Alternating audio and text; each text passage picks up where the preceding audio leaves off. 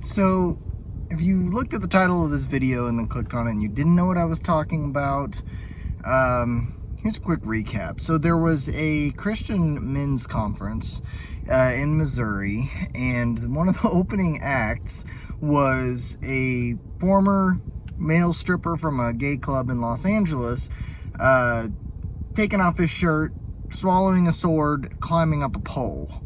And one of the pastor speakers at the conference was highly displeased and called out the other pastor, who was the guy that was in charge of the conference, John Lindell. The guy that called him out was Mark Driscoll. These are people I wasn't super familiar with anyway, so those are just the names that I've been told. And then John Lindell kicked Mark Driscoll out of the conference for talking about it. And I'm sure you've seen the clips if you clicked on this video.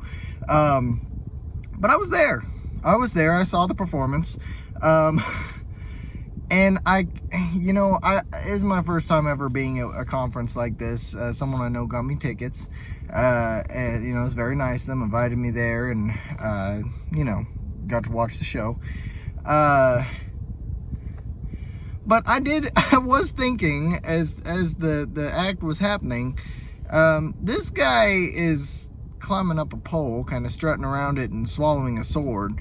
Just the imagery of that at a men's conference, when it's like a Christian men's conference, is kind of an interesting choice. But then, truth be told, I kind of forgot about it for the rest of the night, and didn't really think about it anymore. But there was a theme, and I'm just gonna, kind of leave it at this. My opinion here. Like, a lot of people are talking about how they're, all offended about it and everything. And well, like, honestly, it's a men's conference that's put on by a megachurch. Like, you expect a lot of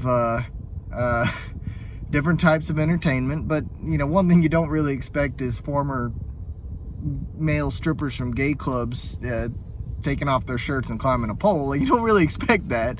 But the thing that I was thinking about, I remember when I was a kid, my dad would read us Bible stories all the time. And one of the ones that really stuck with me is the story of Elijah and the still small voice, where there was the fire and the wind and all the loud noises and all that. And then, but God wasn't in all the noise. God was in the still small whisper that came after. It kind of reminded me, whether you believe in God or not,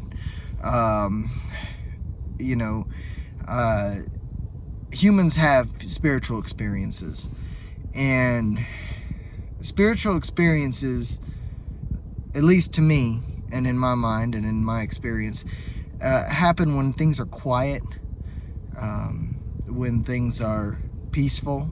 For me, being in the mountains is very spiritual. Now, it doesn't mean I'm, climbing up the mountaintops praising Jesus, but what it does mean is that you feel a special connection to whatever might be out there in the universe when it's quiet and when you're around nature.